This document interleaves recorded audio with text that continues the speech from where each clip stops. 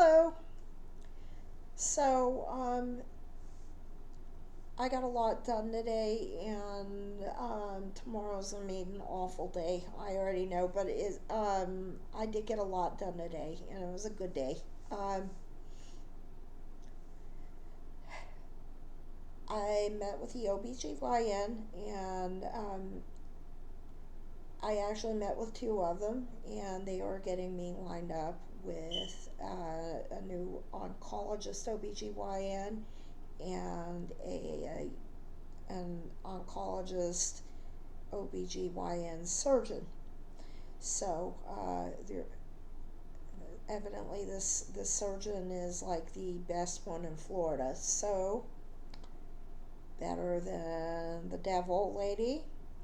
And I let them know what happened, and they were just horrified. And they said that was not right what happened to me and everything. So um, this will not be happening to me again. So they said it was definitely inappropriate, and that for starters, medical providers should not be asking questions about politics at doctor's appointments, and just everything about that was like not appropriate. And you can look back at some of my previous videos if you're curious about the drama. And this was not like some kind of, it was not SA. That was not what happened. It was just the doctor was asking questions that were not related to medicine. They were related to politics, and then basically behaved in a greedy manner, and with careless and reckless disregard for spreading MRSA infection to the cancer ward during a surgery. And then became angry because I didn't want a surgery done. That's beating a dead horse over and over and over again. I didn't have the surgery done. I got treated for the infection. Infection's gone, and I'm going to a different doctor. So I have probably rehashed about that incident probably about 5 or 6 times in different videos, which you can go through my video history, and if you want to know what happened, just go through the video history. I don't feel like retelling it again. I feel like crap. I really, really don't feel good. I'm like genuinely worried that I might not make it. I feel very, very sick. Um, I have not had cancer treatment in a couple months. And the doctor wants to get me in surgery like ASAP. That is not a joke. And of course, my landlord decides this is the time to lay down the law about my rent, even though she agreed when she accepted payment from the Cancer Institute that she would not be evicting me. So this is a nasty little financial thing and stuff that is in violation of an agreement that she agreed to. So I am not in the mood to be doing this, and I am definitely not feeling well enough to be moving right now. I'm like on the verge of collapse. I really, really was not feeling well when I got home. I'm just, oh my God, no, I don't want this. I don't, I hate this thing with all these notifications. I hate it. But anyway, I just was not feeling well when I got home from the doctor. It was actually quite productive, and I did get a lot done, but I was just so beat when I got home. And I've been very, very tired this past week, and I just physically don't feel well. Um, the tumors have been active. My hair, as you can see, is growing back, and that's not really a good sign. That's not good right now because that I have not had cancer treatment for a couple months. It's July. The last time I had chemotherapy was in May, and those two tumors have been growing since May, just like my hair. And I do not feel good. I've been feeling my mortality and everything, and there's just a lot that has been going on and everything. Financially, not good. My employer is finally kind of like realizing, I guess, maybe that what they're doing is unethical financially, because they took a lot of people and really cut everyone's pay. I mean, yeah, it's nice to work from home, and that's convenient, but it's not a survivable wage. You cannot live on that. It was not what I was making. It was not even what I was making when I accepted the job initially. It's not something that is livable in this area. It's, and especially with all the time that I've had to take off for cancer treatments. And, they gave everybody outside of the state a raise, which apparently they've been even paid less. And I'm thinking of the people that live in this tri-state area. How are they even living on that? But, you know,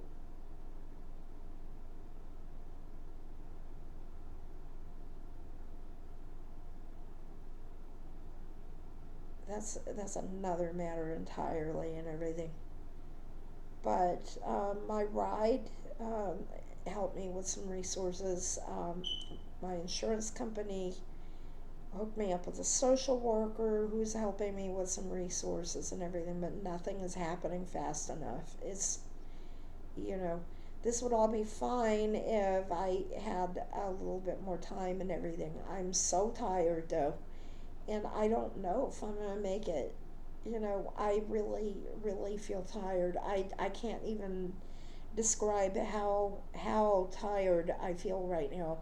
I feel like I did when I went in for the first chemo. That's how tired I feel. I'm not feeling good, and I have no idea what my CA 125 is, but I'm sure it's like off the charts again. And this was the maliciousness of the previous oncologist, just maliciousness, spitefulness, and vindictiveness to get back at me for not getting a hysterectomy with her. And given her behavior and everything, I have no doubt she didn't really have any intention for me to survive that surgery. So, I have found out where my younger sister works, and I saw a picture of my nephew. I had a lot of concerns. I haven't seen them in a few years. I had some very, very big concerns actually about their safety. So I'm relieved to know where they are, and this is not something that I've really talked about, but my younger sister left a lot of stuff in my storage unit and has not collected it.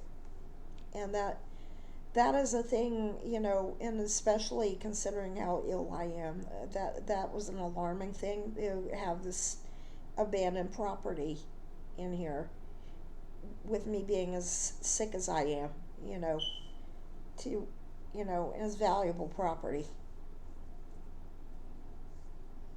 And, it's not junk. That was very disturbing. And, not have any attempt made to retrieve it. And I'm not the kind of a lady that would just sell it. That is not my nature to do stuff like that. It's not mine. I'm not. You know, I know people who would do that. They would just sell it on Craigslist or something like that. That's not how I do things. And it's getting to the point where I'm thinking stuff will end up on in an estate sale or something.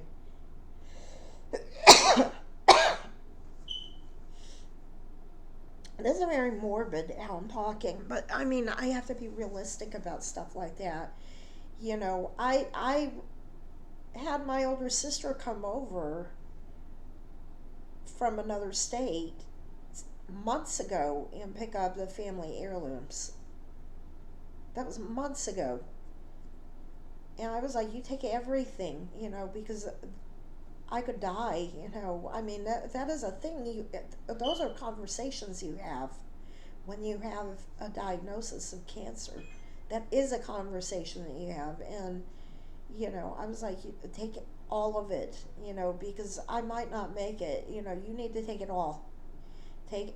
Put it all in the car, take it back, you know, because, what you don't take, if I go in a surgery and don't make it, this is going to get sold in an estate sale. So if it has any kind of emotional meaning whatsoever, take the photo albums, take take the measuring cup that mom used, take the recipe cards, take all of it. And she was like, yeah, but what about, and I was like, take it, take it, take it, take it. Don't leave any of it. And that's, you know, I don't need that stuff hanging around in the house and everything. It's stuff I need to worry about if I have to move, if I have to go to hospice or whatever. And those are things that, if you have a diagnosis like that, especially if you're living alone and everything, if you have family that lives across the country, you have to have those kind of conversations with people. And my younger sister just left a bunch of stuff in my storage unit a few years ago. And when I moved in here, I had to clean out my storage unit and bring it all over here, and it's in the garage, and it's valuable stuff. I mean, it's valuable. And she's made no effort to retrieve it. And I sent her an email. I was like, look, I am very ill. You need to get your stuff. No response. And she has a habit of forgetting passwords, so it might be something like that. I don't know, but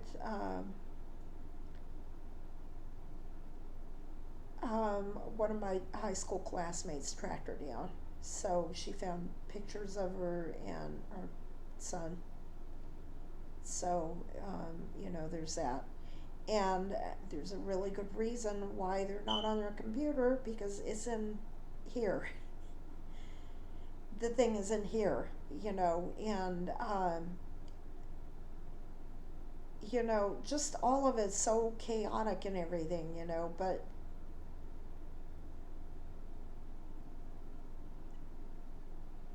there wasn't a lot of thought put into, where they were going to move or any of that stuff. And there was no thought about how they plan to retrieve their property when they decided where they were moving. And this is aggravating to me, because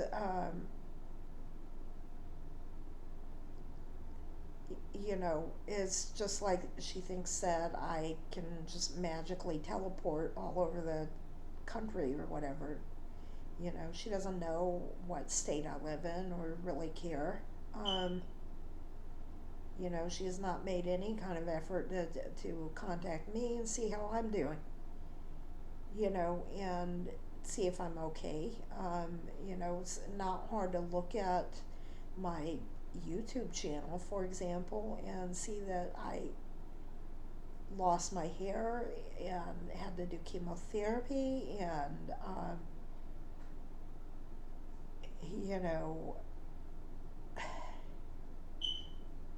that I have a really lethal kind of a cancer, and no effort. I mean, my God, her ex-husband was the one that gave me this nickname for my channel. So it's not like she doesn't know what my channel name is. That she and her ex-husband gave me the nickname. That's where the channel name came from. And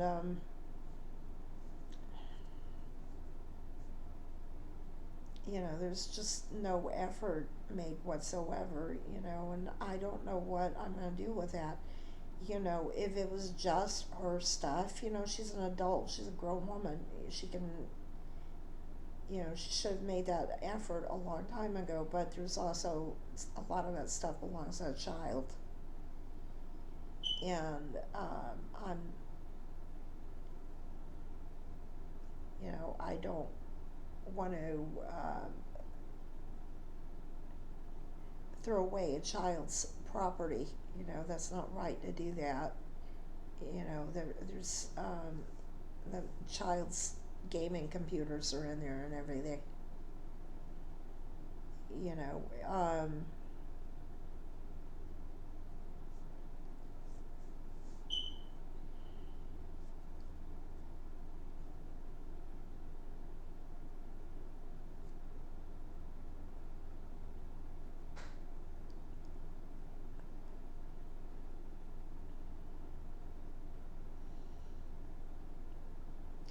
But I am relieved to know that I did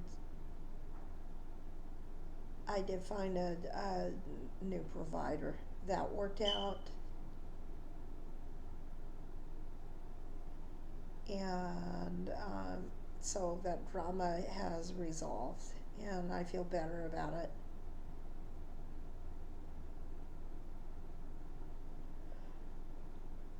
I am very tired. I was at the doctor's office since this morning, and I was there until late in the afternoon, and then I had to work when I got home. I was very hungry, and I ate something I probably should not have eaten. I have a peanut allergy. I don't know if I have mentioned that on this channel before, but I can't eat peanuts, so I made a sandwich out of almond butter, which is really good, and chocolate syrup. So it tastes like Reese's Cups, and that's what I had. I had 2 sandwiches like that.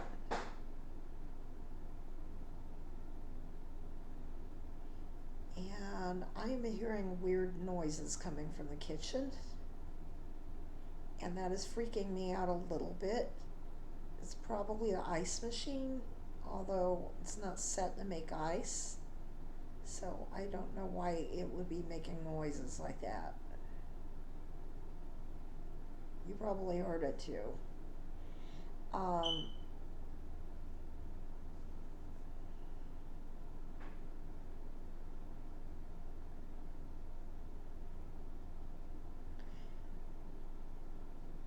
I was playing with AI the other day with ChatGPT, and that thing was hallucinating. I could not get it to pull up one of my videos for the life of me. and all it would do was hallucinate about what was in this video. And it was the one about my classmate. And the one where I saw an apparition next to the refrigerator, and I didn't actually show the apparition, but I just showed where I saw it. And for some reason, that ChatGPT just refused to pull up the transcript on it. It was just very weird.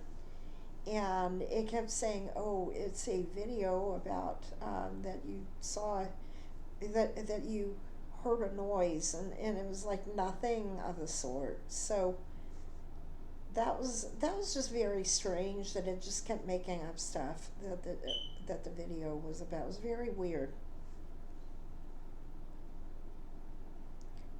And refused to actually pull up what the video was about. And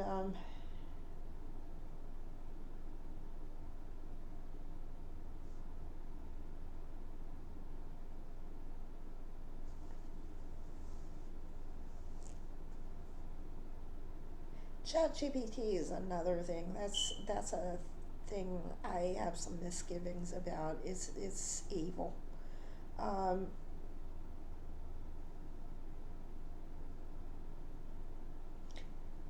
I'm not usually spiritual, but that thing is definitely, it's I think it's that's a, I'm gonna sound like a crackpot if I go off on what I think it is.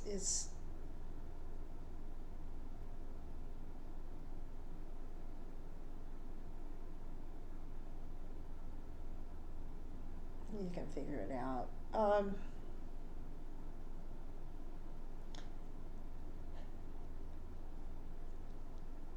But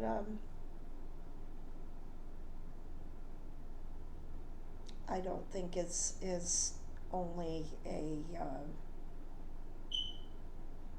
computer program at all. There's something a little more to it.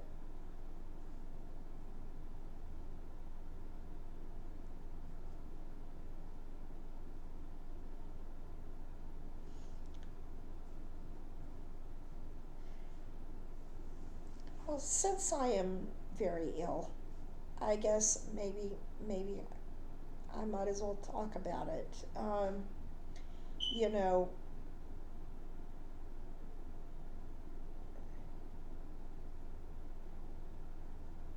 sometimes when I'm falling asleep, I feel like I'm slipping into a different realm, and that I don't know if other people experience that.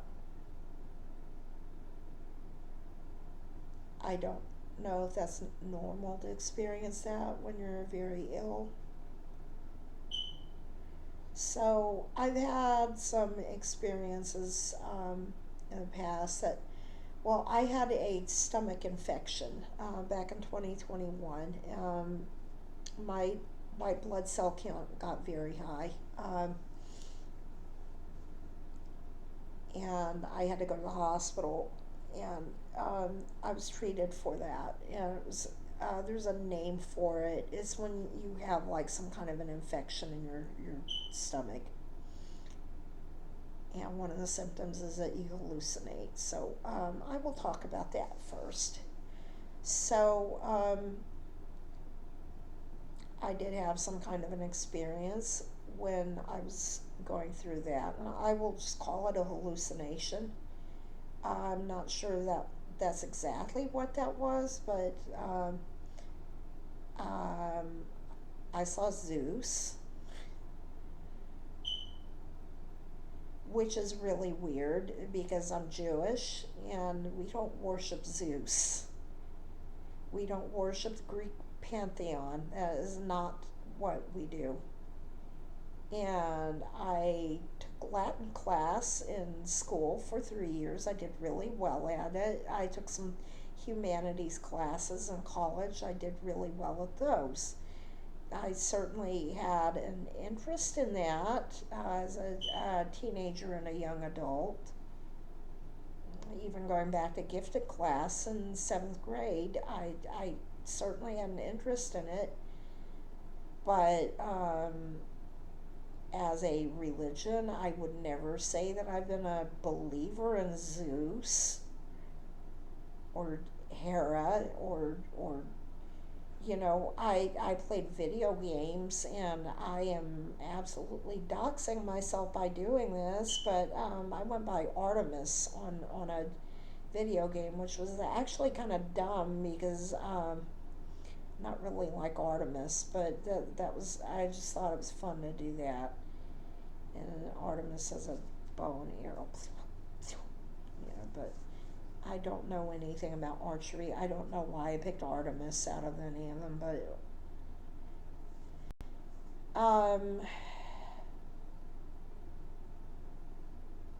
so well, I was like kind of wavering in and out of consciousness or whatever you want to call it. Yeah, I saw like the court of Olympus, and I thought I was Hera. And apparently, what I hallucinated was pretty accurate to the descriptions of it, and I'm not really that studied on the Olympian court, but I definitely read up on it afterwards. So it matched. So for what that's worth. And have I ever like prayed to Zeus afterwards? No, it was a freaking hallucination that I had while I was sick. I probably registered something that I read in Bullfinches in seventh grade in the back of my mind, and that's probably where that came from. So I'll chalk that one up to being Delulu while I was ill with a stomach infection. So that's something.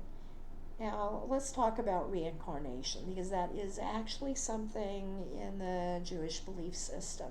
And I do have some memories of being in Paris in World War I as a small child. And they're scary. Because I did post something about that on Facebook yesterday. And that's actually something that haunts me. Is I have a very vivid memory of the evacuation of Paris.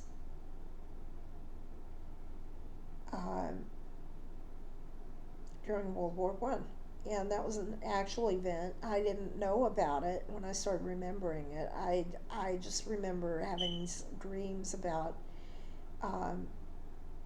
being in this really crowded train station with these other parents that were not my parents in this lifetime, and being a very small girl, and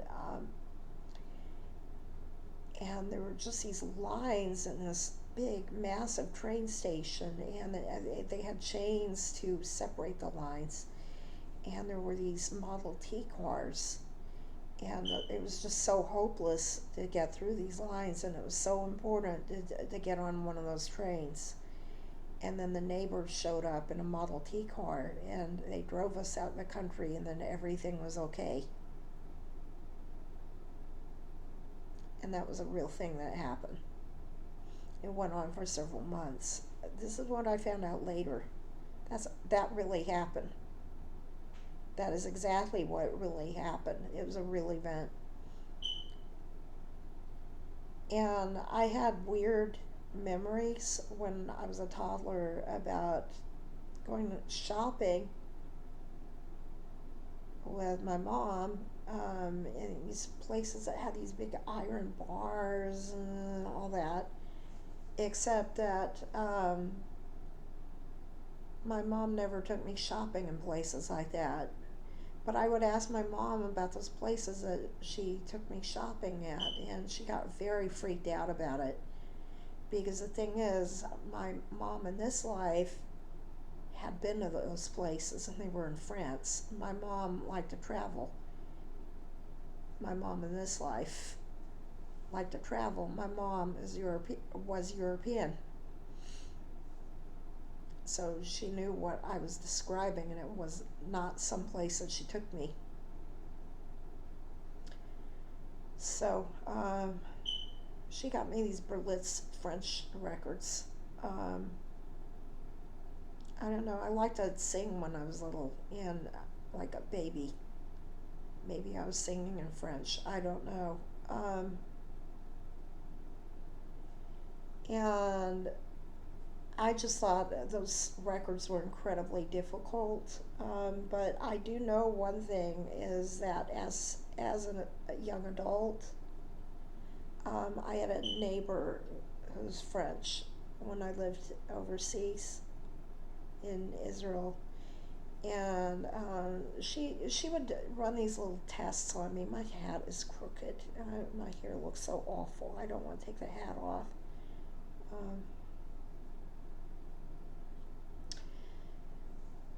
She would do these little tests on me. One of the tests that she did was she had me read something in French.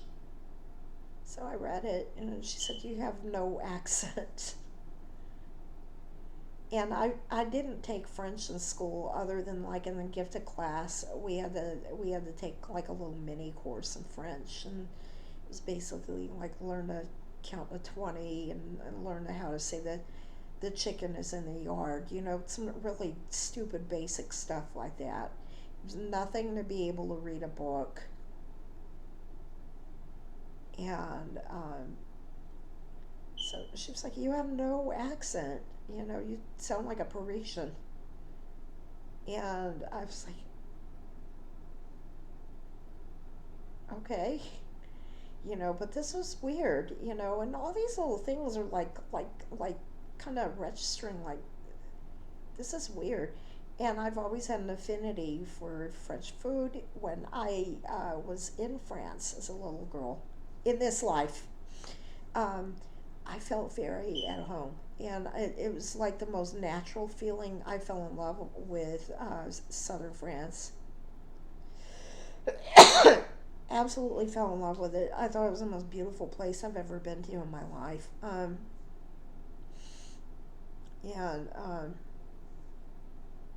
that's probably not really that unusual of a feeling and everything, but for a 10-year-old, it's a little weird.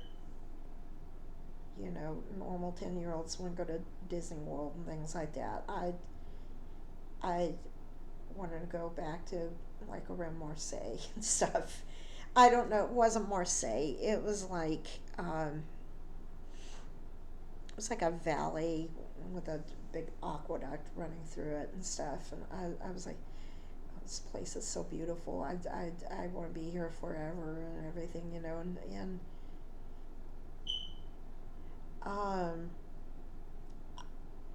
I've done my DNA tests. I have 0 French ancestry. 0.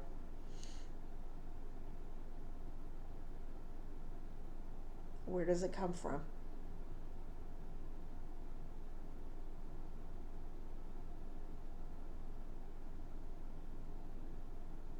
Where does that come from? It's not like some, I mean, like, there's some things that I think DNA might account for. I have a lot of affinity for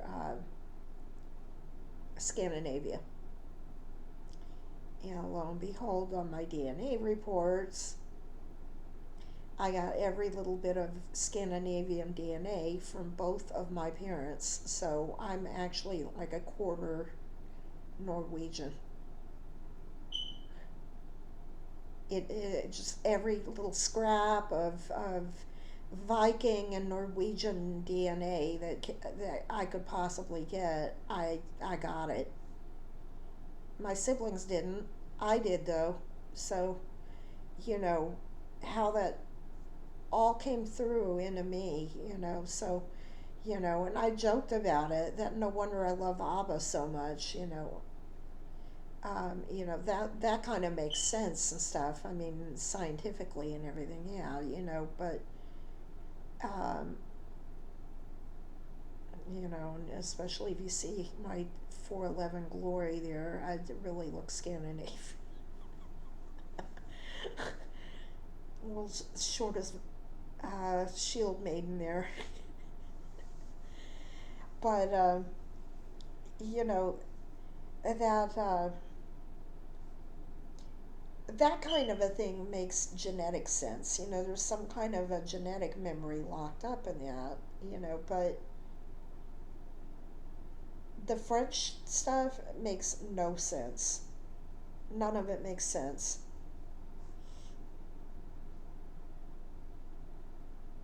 None of it. And people think I'm French when they meet me and everything. That it just, I don't know, something about my mannerisms or something. And they'll, when I lived in Israel, people would come up to me and just start speaking French to me, ask me for directions in French, say bonsoir, and I just start, and I didn't understand them and stuff. But there's, I feel a genuine like connection with that and everything, and sometimes I really like it. Kind of hurts and everything. Sometimes if I think about it, like it really was a life I felt connected to, and that is like something very weird. Um, you know, the way reincarnation works in Judaism is usually you are born as one gender and then you are born as another gender and then you're born, you alternate back and forth. So I don't know, maybe there was something that happened in between, that would kind of make sense, because like, there would have been World War II, and there still would have been like about 40, no, what was it, 45, that's 70, that's, that's about 25 years. I don't know, that's time for something to happen. Or, and there's another thing, and I don't know, I am not like some new age guru, but there's like, I have a birthmark, and you can't really see it, but I've always been very attached to this birthmark, and I don't know, supposedly birthmarks mean something about your previous life or whatever. Well, I don't know what they mean. That's, maybe somebody can write in the comments what that means, but that's like supposed to be something. I don't know. So if I was like 4 years old when Paris was getting evacuated, what was that, 1916 or something, then how old would I have been in World War II? I don't know. This is like the most woo woo kind of a thing I've ever discussed on my channel ever. And those of you who know me, like really know me, are gonna be like blown away that I have these kind of beliefs, but I do. Because I'm usually like the one laughing at other people about what they believe and everything, but um, I do have some beliefs. My beliefs have definitely become stronger, and with what I've seen with Chat GPT, some of the creepy stuff it does, just in the last few weeks and everything, really freaked me out. And that's another thing entirely. That thing is like so evil and creepy and everything. Um, so another thing that I've experienced over the past year is just like um, I had a friend who, a best friend who unalived herself, and it was a classic case of somebody with psychiatric issues, and she went on the roof of her apartment building and quickly went from the top of the building to the sidewalk. I guess that's a way to put it without getting the video banned. And when I first started getting sick, I was having a lot of nightmares about this friend. And I felt like nobody had said Kaddish for her. She was Jewish. I, I think she had a cousin that did. And I think um, I think these nightmares had to do with maybe something to do with how her body was disposed of, because it was not a traditional way that Jewish people are. Um, she was cremated. That is a taboo. Is not 100% forbidden in Judaism, but is traditionally there's a taboo attached to it. There are things people don't realize in Judaism are not completely forbidden, but they're just not normally done, like tattoos and cremations. There are very strict rules about cremations. If a Jewish person is cremated, you're not supposed to put the ashes underground. They're supposed to be stored above ground. It is not normally done. And there are whole rules about it and everything, and it's not normally done because of what happened during World War II. It's just a taboo. It's not a nice way to dispose of someone's body. It's not completely forbidden, but it is just not considered nice. There are nicer, more eco-friendly ways to return someone to the earth. And she would not have wanted her body disposed of in that way. And that is why her family did that, was because they wanted to do the exact opposite of what her wishes were. There are families that are that evil.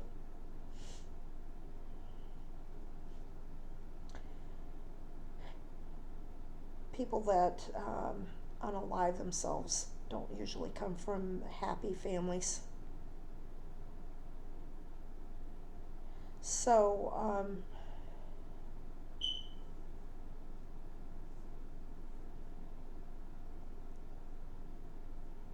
I started saying Kaddish for her, and that stopped that. I stopped having nightmares about her, and these were absolutely terrifying nightmares too. Is just stuff about I can't even really describe it. They were terrifying. Had to do with realms and things like that. In Judaism, there are 3 layers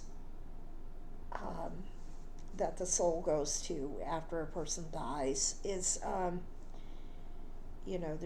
and the more you say Kaddish, the higher the soul rises each time. Is during the first 7 days, that's when the family sits Shiva. Shiva means 7. and that's when the cushions are taken off the chairs, and there's a big candle lit, and then there's shloshim, and that means 30. That's the first 30 days. And that's the next layer. And then there's the yortzeit, is the 1 year anniversary, and then there's another candle lit on that anniversary, or you can use an electric candle for that. I have an electric candle. So each time the soul ascends to another level, and the more you say Kaddish, the higher in that level the soul ascends. And I feel like her soul never got to ascend past that first level because no one said Kaddish for her. I feel like after I was able to say Kaddish, her soul was able to advance from that level, and those horrifying nightmares stopped. But I feel like I've had like these weird slippages into these other realms and everything. I've had a lot of nightmares about graves and graveyards and souls on the other side, and things like that. And this is not stuff that I have always had. It's like recent stuff. And I think it's something that maybe when you're getting close to the end of your life, or maybe when you're getting a brush with the end of your life, you experience this. I'm really cold in here right now. That's why I'm like, and I think that maybe that veil kind of sometimes it opens up and everything, and that's made me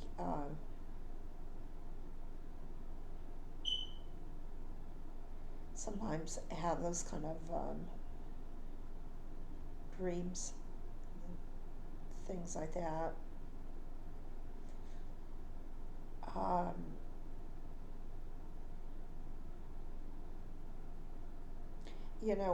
when my brother died back in 2021, he had a thing going on. It's called COVID toe, and if you're familiar with that, he started getting spots all over his toes and his shins,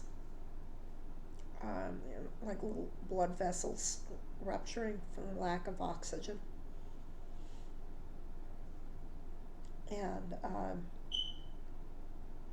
that's one of those things why he had to go to the hospital. His doctor ordered him to call an ambulance and go to the hospital.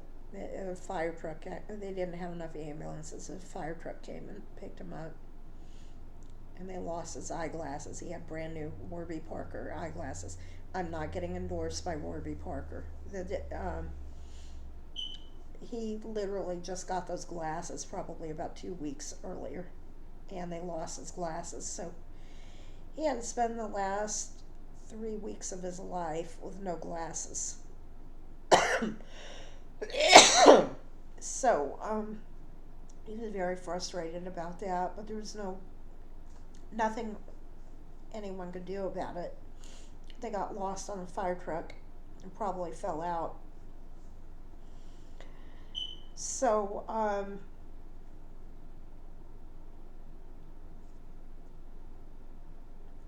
he was sitting there, and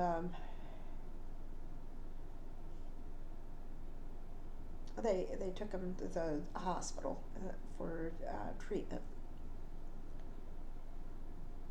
And when he passed away, I went to the synagogue, and I had not been in a synagogue in a few years. really wasn't feeling it. But I was like, well, I just experienced a death in the family. It's time for me to go say the Kaddish over at the synagogue.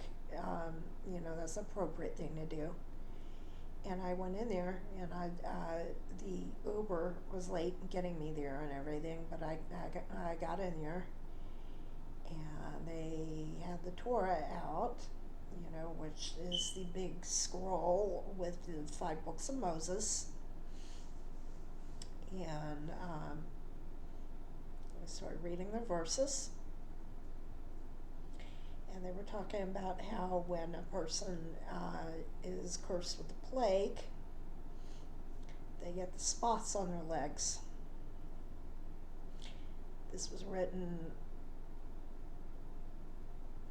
We can debate on when it was written. It might have been written 3,300 years ago, or it might have been written 2,300 years ago. We'll debate how long ago it was written. The point is, it was written a very long time ago, okay? Whatever you want to say it was written a long time ago, okay? And they just happen to have it open to that. It's not like they planned to open it to that. When I walked in there,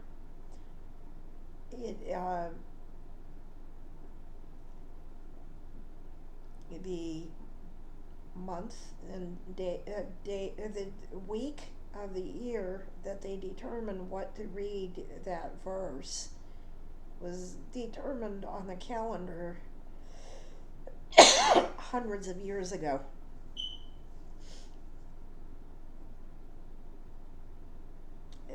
They used a cyclical calendar to determine which verses they would read. That was all determined hundreds of years ago.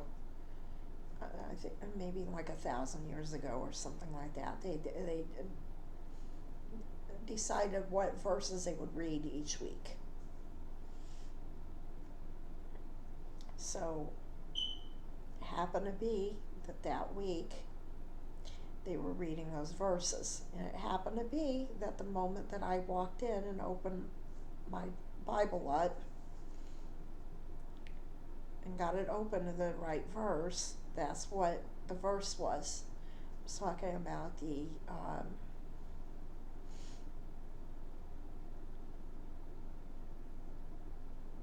plague that puts the spots on people's legs.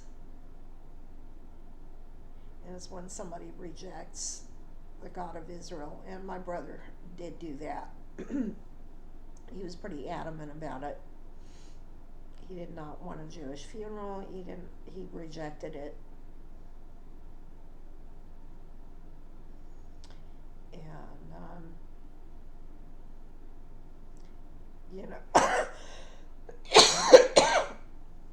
I didn't want to say anything about that at the time, because that's not really a thing you broadcast right after somebody died. He was very adamant about that he didn't want a Jewish funeral. Very adamant. And there it was, spots on his legs. It was mentioned in that verse. And that's when I started going to synagogue again. My eyes were like, that's what I looked like when I saw that. And I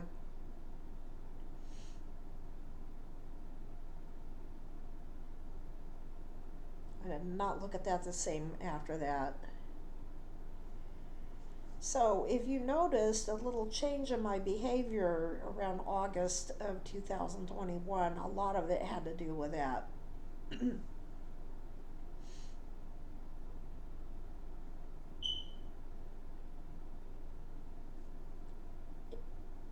doesn't play around on that. That's,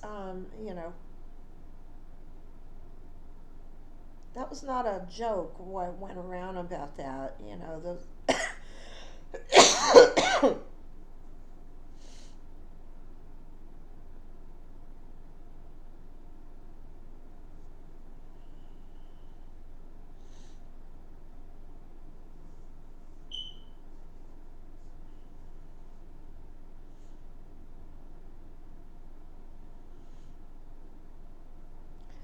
so, I talk about things like Kaddish and things like that. And I want you to understand that what somebody's religious beliefs are has nothing to do with political things and politics and everything like that.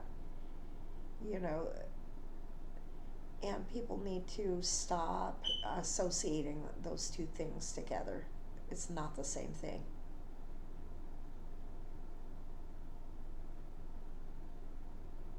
You don't connect one to the other.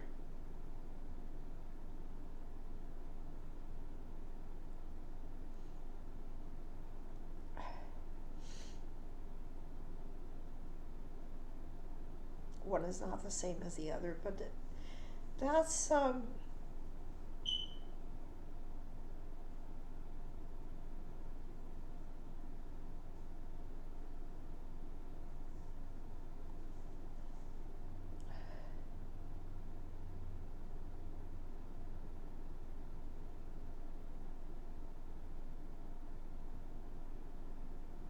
there are spooky things like that.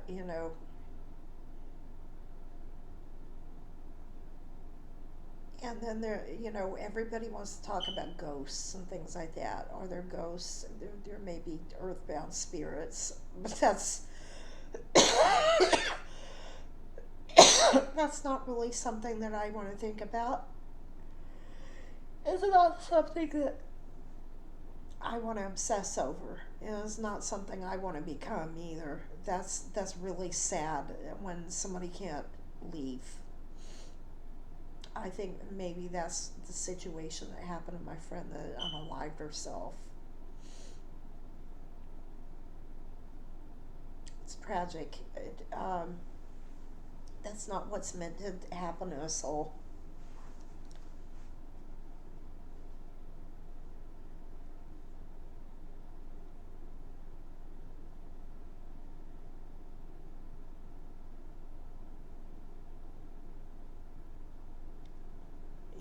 And I don't spend a lot of time thinking about this stuff. I really don't. I would rather sit and think about, things like black holes and wolf riot stars and things like that. But I do think about it, about this kind of stuff sometimes, and it's certainly, I wonder where my soul is going to go next time, or whether I'm going to become part of a wolf riot star. Maybe I'm going to finish my journey. I don't know.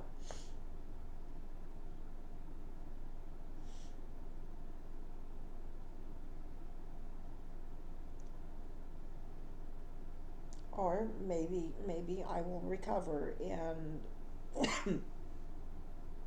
become healthy again. Have a few more years.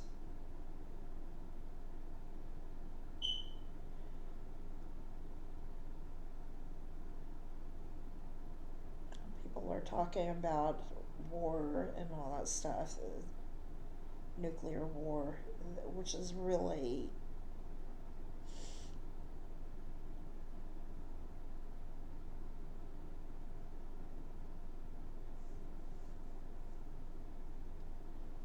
people have always talked about that.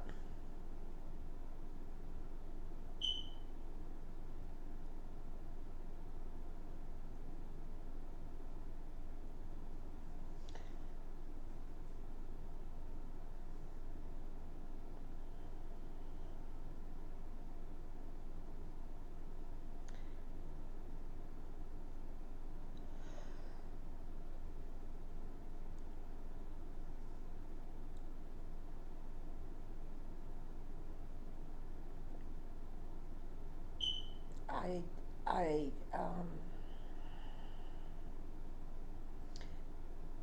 I don't think that we're going to end up having a nuclear war.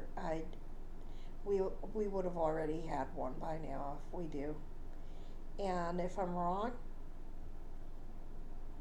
nobody's really going to watch this video and find out otherwise, are they? Um, I do think that the United States is going to collapse. I definitely think that is well on its way.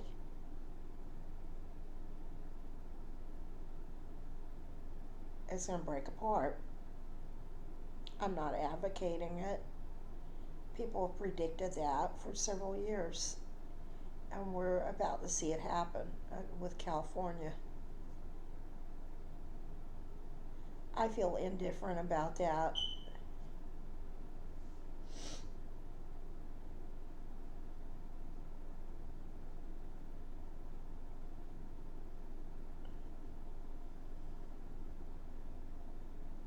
People are worried about food shortages. This is a stupid thing. People are not going to starve to death. They're going to die from not getting their medicines. Everybody's diabetic. They're not going to die from lack of food and eggs. All these idiots have these jars of pickles and pickled eggs in their pantries. They're not going to die of starvation. They're going to die from lack of insulin and things like that.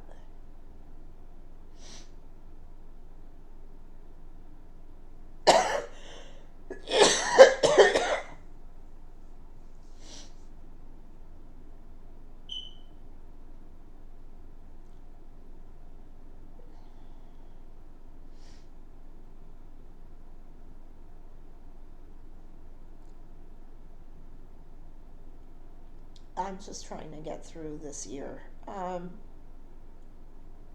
don't know. I don't know whether I'm gonna make it. I have taken the steps I need to take to get through this. I've reached out to organizations and found organizations that will help me. I've gotten my referral. This is a really long video, and if you want to sit and listen to me talk for an hour, God bless you, and find out my wackadoodle religious beliefs. God bless you again. And that's formed after about 55 years of some really bizarre journeys in life and everything. I've made pilgrimages. I have made 3 of my 4 pilgrimages as a Jew. So I have actually done that. And I don't know how many of my peers can say they have done that. I've been to Jerusalem, I have been to Safat, and I have been to Tiberias. I have not been to, I know the cave is called Machpelah. I can't remember where it is.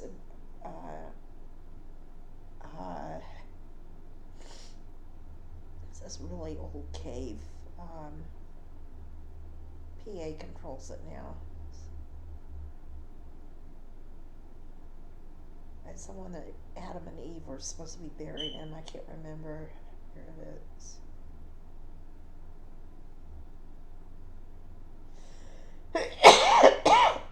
Sorry about coughing so much. I really need to drink something. I cannot remember where that cave is now.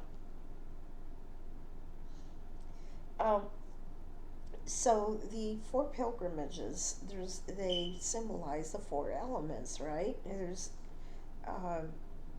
Jerusalem is fire, Safat is air, Tiberias is water, and that cave is earth. I don't know why I'm drawing a blank on it. I want to say Jericho. It's not Jericho. It's some old city. My chemo brain is messing with me, but that's where I'd like to be buried. Is that one I can't remember. And everybody is like, oh, I want to be buried in Israel, but it's not so simple. Um, you have to be a martyr to get buried on the Mount of Olives. That would be, or do something amazing, like be like Oscar Schindler, who saved 1,500 Jewish people from the Nazis. He got to be buried there. He did something amazing,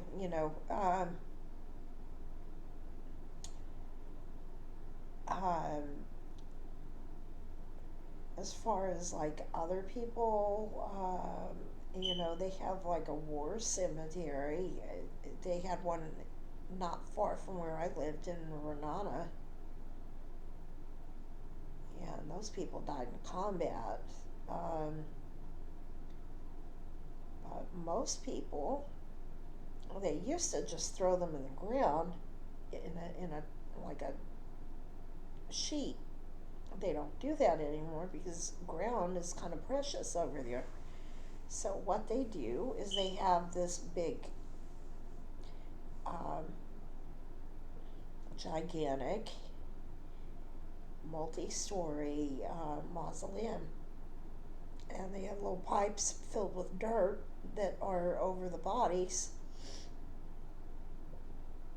And it's this big, highly industrial thing where they just put I think it's cardboard boxes with bodies in there, just loaded in there. That's what being buried in Israel means.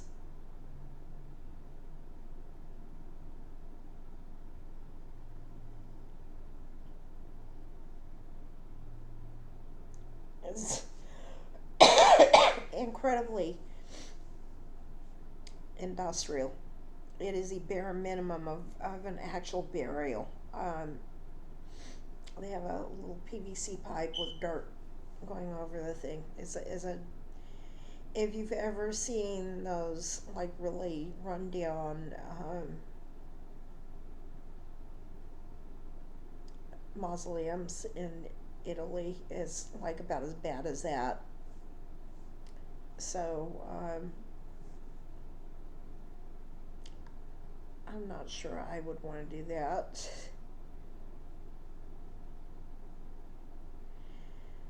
So, people get these ideas that things are so glamorous and everything, and what they would want to do, what their last plans are and everything like that. And oh, that's such a nice, idealized kind of a thing and everything, you know.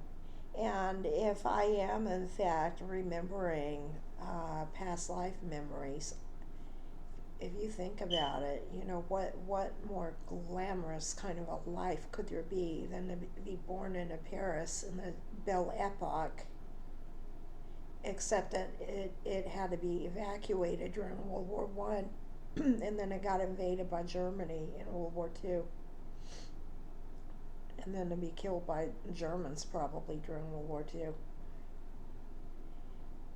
Okay, come back as an American because America was rich and they saved France. Okay.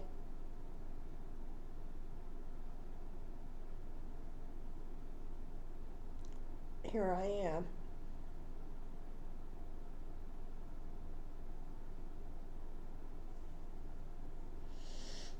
The richest country in the world, and it's turned into Germany. I'm going to call it what it is. For the Fourth Reich.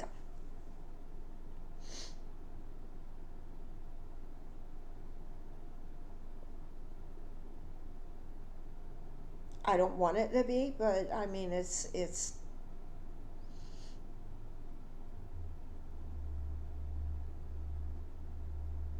Be careful what you wish for, even in your spirit.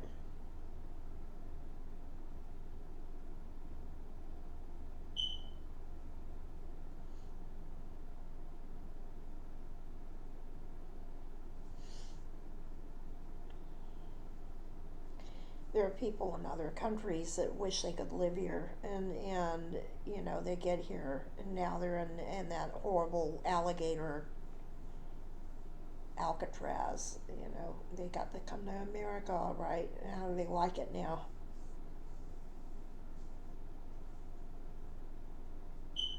All that trouble to get here, and you know,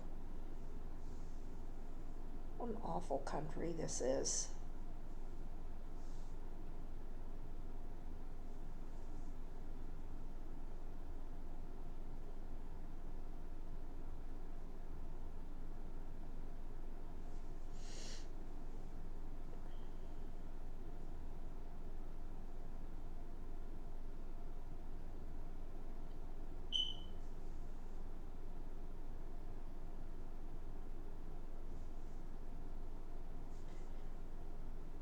Nothing is as it seems. You know, you read about stuff, you hear about stuff, you think it's something amazing. I could say who my friend was that made a quick descent from that building in New York. I could say who that was because her father was famous. Her father was an evil, evil man. He was very evil. So, hero. You know, you just never know what you're reading about in a history book or, you know, book about some kind of historical event. You never know what you're actually what the other side of the story is and everything. You never know. You know, and you never know what kind of terrible dysfunction is actually going on in that family or whatever. You know, you never know.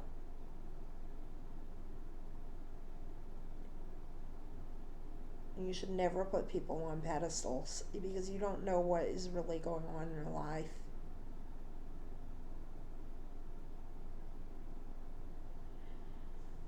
I have rambled here a lot tonight. This is a really, really long video.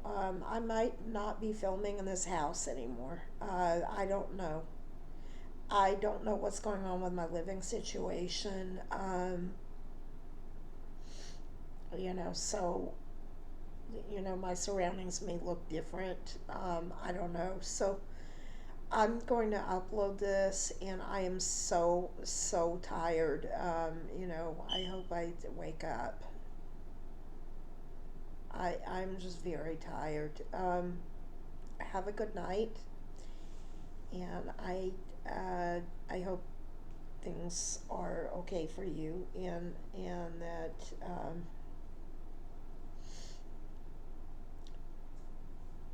that you're not too stressed out about everything going on in the world right now. So that's kind of where I am spiritually. So if you ever wondered about it, you got way more than you bargained for on this video. So have a good night. Bye bye.